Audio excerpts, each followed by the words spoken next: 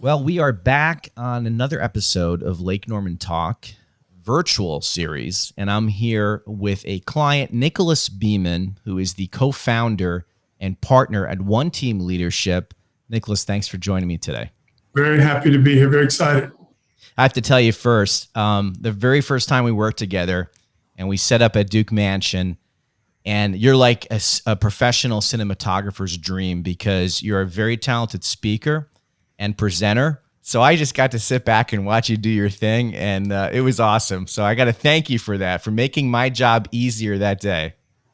Yeah, that was an important day for us and a fun day for us. And we really relied on you to guide us. And that actually ended up being a portal that day. You shooting that video for us was really a portal into where our business is today, where we do a lot of things that are digital and video and on-demand stuff.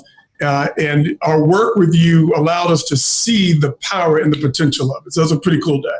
Yeah, and fast forward to a few years later now, I think we did another project with you, and then I'm working with your team now. By the way, it seems like you only hire rock stars, but shout out to Kelly and Jocelyn and Jacqueline, of course. They are just great to work with, and I'm looking forward to continuing to work with you guys. You're incredible. So let's talk about you. For those out there that haven't heard of OneTeam Leadership or Nicholas Beamon, give us an overview on your background and what your company does, please. So OneTeam Leadership, and hence the name, just given the name, we care about a couple of things. One is we care about all things leadership. We're fascinated by it. What allows someone to really be an effective, powerful, dynamic leader. And obviously we care about all things team. What makes some teams highly effective but not healthy, or vice versa. So team, leadership, and culture are kind of what we call the three realms of leading. Our firm here in Charlotte, North Carolina, have two other business partners, and as you mentioned, some of the incredible team members that we have in doing the work. Yeah, so, I always find it fascinating when I talk to somebody that had success in corporate, which I believe you did. You were a senior executive in the banking field, and then you went out and you're an entrepreneur all the way, and I can relate to that. What was your biggest motivation in making that transition at that time? Well, it's actually, there's some irony to me being an entrepreneur. I worked in corporate America for 20 years, big commercial bank, a couple 100,000 people, the whole deal, pretty traditional upbringing from associate up. And I was one of these guys who always said, I'm a corporate guy. I do my best work in a corporate environment. I'm not like my friends who are entrepreneurs. So to be an entrepreneur and love the environment, there's a little bit of irony in that for me. But I made this transition, really the idea for it started when I was at the McCall School getting my MBA. I was in that program, and that program is a wonderful program. And it really focuses on leadership. That's kind of their thing. And being an entrepreneur, even if you're inside of a corporation, thinking like an entrepreneur. So I was just kind of in that water for a couple of years, and the thought occurred to me, wow, what if being in a bank environment, being in a corporate environment, what if there's something on the other side of that? So that's when the idea first came to me. And then through a series of kind of personal realizations and 2x4s, quite honestly, from a life perspective, I got real serious about helping people in a different way. Yeah, and I also find it interesting too, and I want to talk about, because of our experience with you guys on the healthcare side of things. So we did a bunch of filming with a bunch of physicians, and I want to ask you, what was that motivation? Because you came from banking, so how did you identify healthcare as a main niche in your firm? Very good. So that was not the plan, and our organization works now with organizations from lots of different industries. The healthcare piece started with one physician, and I met this physician, Dr. Tom Janicki, because I was coaching his son in baseball, and he was one of those dads that loves baseball, which means every time I was working with his son, he would stay. And we just started chatting. And one day I asked him what he did. He said, I'm a physician. He asked me what I did. I said, we do leadership, team, and culture. And, just kind of idle chit chat. Then a few months later, he asked me again. And he said, I really feel like I might need some conversations. I'm getting into a point in my career where I'm doing a lot of leadership. And by the way, I'm starting to wear out. Being a doctor can be really challenging. So I started to executive coach him. And that was how we ended up now doing more than 8 years of work in healthcare. And it's still a very big part of our firm. And as you know, that industry, one is going through a tremendous amount of disruption. But also it's an industry that, from a leadership team and culture perspective, they're having to reinvent many of the ways in which they operate. Yeah. I found it because I'm recording this and I'm listening to these physicians talk, and like, you got these highly successful, people in life in all walks of life, but they need help. They need balance. And as we're recording, we're listening. So we're listening to the content coming out of you. And it's just, I'm learning that, wow, it doesn't matter how successful you are or what you've done. Everybody needs help in the areas that you provide, especially resiliency. I must have heard that word a lot. So talk about how resiliency affects you in OneTeam leadership in terms of what you're trying to do to either grow your organization or continue to grow your people. Well, let's just think about this for a second. So whether it is a physician, someone in healthcare, the common thread really is not the healthcare piece, although that is a unique and very, very intense environment. The common thread, and I know you can relate to this, the common thread is the high achieving part. There's a kind of an archetype of person that is very committed to achievement, whether it is achievement in terms of making a difference or achievement of climbing the corporate ladder or financially, but just achieving, driven. And sometimes, if you get out of balance with what we call sometimes the doing side of yourself versus the being side of yourself, core, what matters most, meaning, purpose in life, then things can get difficult. So I'm sure you see this in many of the clients that you work with, and perhaps even have seen it or dealt with it within yourself, where you get into hyperdrive, and sometimes some of the more important things in life get put to the back burner. Have you experienced this during your career? For sure. You have a job to do. You need to inform, inspire, or convince your target audience to think or act differently. 360 Visuals is Charlotte's leading video production agency for brands that want to be the obvious choice in the marketplace. We'll create an engaging video that promotes and turns views into buyers. It's time to become that office superstar with a video that wins more business. I think a lot of times, the takeaway is that if you can have like self-perception and realize it, you may not be able to solve the problem even on your own. So that's where, like, just on the health and fitness side, we talked about this, I think, when I first met you. Like, I have a team. I have a wellness advisory board. So I think every business owner should have an executive coach or a board of advisors that they can go to that's going to, shoot straight with them and help them, see things that they don't see when they look in the mirror sometimes. So I totally have gone through it. I'm probably going through a little bit of it right now. To be honest, I'm curious to see what you think of that with the current business landscape, with small, medium-sized businesses struggling to make payroll, struggling to cover, normal operating expenses. How are they handling their business and putting their game face on? What are you seeing out there with that? Well, a couple of things I'd point at. We went through this 11 or so years ago with the Great Recession. We thought then, well, this is a once in a generation scenario. And here we are, 2020, going through something that not only is a deep recession, a lot of pain and worry and fear, but it was sparked by a global pandemic. So now you've got a healthcare scare. You've got a complete change in how we live and socially are together. And you've got the normal characteristics of any recession: uncertainty, fear, worry, angst, all of that. So inside of organizations, we're seeing a couple things. Some things you would predict, where everyone is battening down the hatches, trying to cut and strategize and just survive getting through this with their organization intact. So you've got a big bunch of organizations that are going through what I'll call kind of the traditional ways to go through a downturn in the economy. But there are organizations who are looking at this in a very different way. And this is very much in line with the way we're navigating OneTeam through this.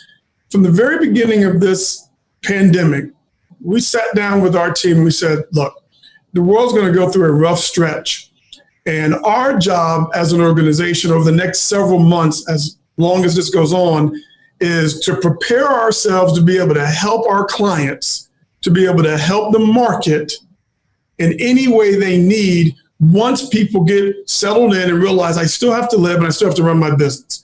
They're going to need help. Our job is to prepare our organization to be able to do that.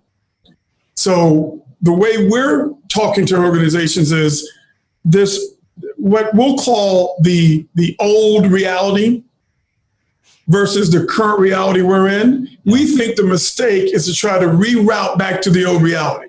We think that's a mistake. We think this place called the way it used to be or the old reality, we don't think that place exists anymore.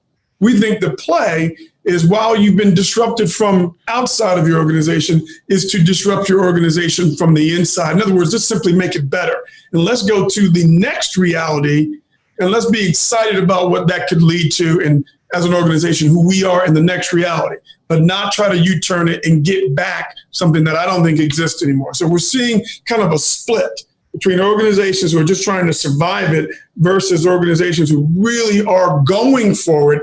And I'll stop short of saying reinventing themselves, but certainly inventing the next iteration of who they are as an organization. Yeah, that's an excellent point. And that's a really interesting perspective on how you're communicating that to clients and businesses out there. I look at it like, you ever sit around with a bunch of buddies you haven't seen from college and they just reminisce when they were the star high school player, but they haven't worked out in 20 years. Like, let's talk about what we're doing today and tomorrow to get our health back. That's right. Yeah. And then try to go dunk a basketball. And, come with the rude awakening that, my body can't do that anymore. Yeah, the bets are no longer, I bet you $20 he can dunk it. I got $20 on an ACL or a tear or something. Yeah, that's funny. Yeah, like the CrossFit, all the CrossFit folks, when I'm 53, you go and do CrossFit, that's I think a quick path to the, orthopedic surgeon. So I stay away from that. It's a great marketing tool for Ortho Carolina. All the CrossFit boxes. I want to segue over to just some advice that you can offer some business owners, especially with your unique background, that basically what we just talked about. So without launching into a program, what's a daily mantra, a business owner can do to just, I know we talked about before we hit record, 6 out of 7 days are strong. And then, we're all dealing with this. What's a daily mantra that somebody can do to kind of get them in the right frame of mind? Yeah. So I think it's a very important kind of conversation to have broadly, and important conversation to have with yourself. I guess the most powerful kind of conversation I think one can have with themselves is what I'll call which way back to true north. So if you say true north like a compass, points me in the direction that gets me back to my core, my purpose, what matters most in life, what my highest priorities are, what I'm all about. True north, when we get spun around and scared and frightened, and the world that you thought you knew and could succeed in blows up, you can get upside down and forget what matters most. Your true north will get you pointed back home. back to who you really are. So I think during turbulent times, working on your home base and making sure that you're pointed toward true north, back to your core, is job one. Because if you're clear-headed about who you are, what you're all about, what your business is all about, what you're committed to creating in the world, the how you do that will reveal itself. But once you don't really have what I'll call an inner, guidance system, then it's just kind of potluck. So I think that's, before we talk about business and strategy and operationally, how do we succeed? It's who are we? Who am I? What are we all about? And make sure that we're always operating from that place on a daily basis. Is there any kind of strategy to look at that on a day-to-day basis if you feel you're veering off that? Is there something that you can advise people on how they can get there quickly? Simple. So think of a sailor out at sea. Once you get so far out in the ocean, there are no landmarks to tell you which direction you should be going or should not be going. So you have to have a compass, true north. So a simple way is just to take for example, a Post-it note. Write down a few things on the Post-it note. Number one, what brings me true joy in my life? Number two, what has me feel a sense of meaning in the most intense way?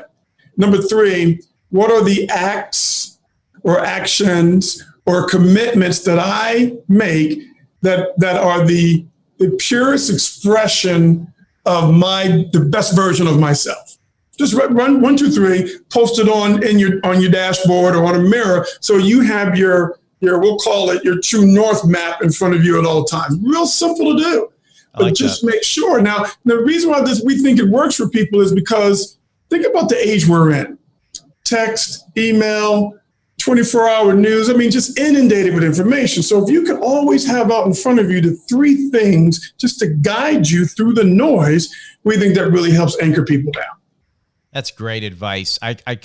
You were saying that and it made me think, I think when I was telling you, when I went through some weight loss journey, before I started, I put a picture up on next to my screen, just looking at it every day, visualizing that's where I'm going to get to again. So that's kind of the takeaway there. And I'm going to totally take your advice on the Post-it note. So that you just thankfully gave you my next question. What gives you the most joy in life?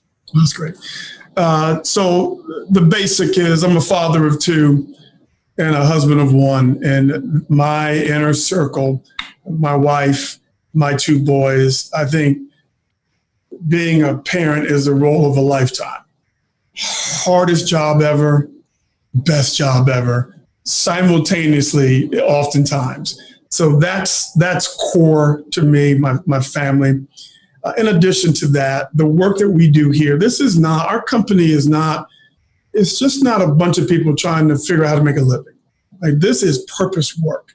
And what we get extremely excited about is simply trying to help people show up as the best versions of themselves, build the best companies that they can imagine, and have their lives go in a little bit of a better direction, feel better for them. That's meaningful for me. I tell people this all the time when I'm speaking or just in general chit chat, that my life at this point is pretty simple. There was a time when my life wasn't simple. It was chaotic and felt at times even out of control. But my life right now is pretty simple. If I'm not here doing something associated with our work and our clients and our team, you'll find me probably at my home. So I'm either there in that part of my life, or I'm here in this part of my life, and that's pretty much it. Friends and family and the work we do here. I used to play golf and travel and all kind of stuff. Now it's really kind of binary. It's down to 2 things, and that makes me happy. And that is what I would describe as a meaningful life for Nicholas. I could totally relate to that, because I was even thinking about, you probably remember this in your track record as you advanced in corporate and you climbed the ladder and you started out as a new business owner. There was more travel, there was more meetings, there was more of this. Now it's things are simple. Work out, be the best husband you can, be the best business owner to your clients and to your team as you can, right? It's really that simple if you think about it. Less is more. Yeah. For all those years that I was out there just kind of going and going and going and going and going, to my point earlier, because all of that activity wasn't coming from a place of core and purpose, I wasn't getting filled up by it. I was super busy, right, super chaotic, but no sense of fulfillment. So now you strip all the unnecessary elements out and you get down to, for Nicholas, a couple of key things: friends and family, do good work with good people for our clients, and now filled with joy. I love it. One last question for you. So, you've probably read this or seen this in a lot of business leadership books, but it's talked about a lot that the best learning you do is not by the successes in life, by the failures. So as a business owner in the last 12 to 15 months, what's something that you struggled with? Again, I'm hoping other listeners that are business owners can pick up on this.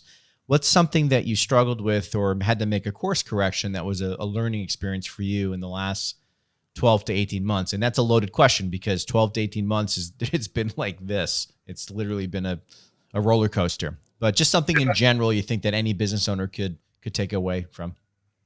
So as I've been sharing, some of my patterns are, I really like to go for it. Like to dream big and go for big. And for many years, that could be a gift and a curse. So that's something I still have to keep my eye on. So we're best as an organization when we're focused on the things that we're most committed to and we're most accomplished in. Like when we're really, it's like kind of like drilling for oil. You drill in one spot and you just keep going and you stay committed to it. Where things get messy or off track for me, and sometimes in our own organization, when we get too wide. And we say, I bet we could do that too, right? I bet we could help them in this way. You got a great client, right? Yeah. And you're happy with how you're helping them. And then you say, I bet we could help them with this too.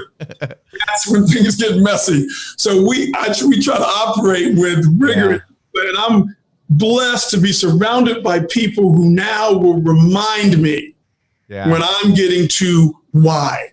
Let's just focus on the things that we love, we're committed to do, and good at doing. That's really good advice. Like the plumber walks in, fixes the leak. Man, I think I could be an electrician now. I think I could build your deck. Yeah. Be good at one thing. Yeah. I once had a yard guy. He's a fabulous yard guy, man. This guy, he made the yard look incredible. My wife wanted to build this back patio and all this stuff. And, he said, I do that too. I build stuff. Oh no. We just love you as you are now. Yes. I do build things, but do you build them as well, as good as you do, Gardner? Yeah, that's funny. Nicholas, thanks so much for spending some time with me today. What is the best way somebody can contact you or reach out to your organization that need help in the services you provide, or as you expand your team again? Because I know you hire rock stars, and I'm sure you'll be looking for more rock stars. Real simple, OneTeamLeadership.com. There's a portal where you can communicate with us directly. We'd love to hear from you. Yes, absolutely. We're looking for people who are committed and talented in the ways that we do our work here. And also we're there to help people. That's why we exist. Really great to chat with you today. Thank you. Good to see you as well. Be well, my friend.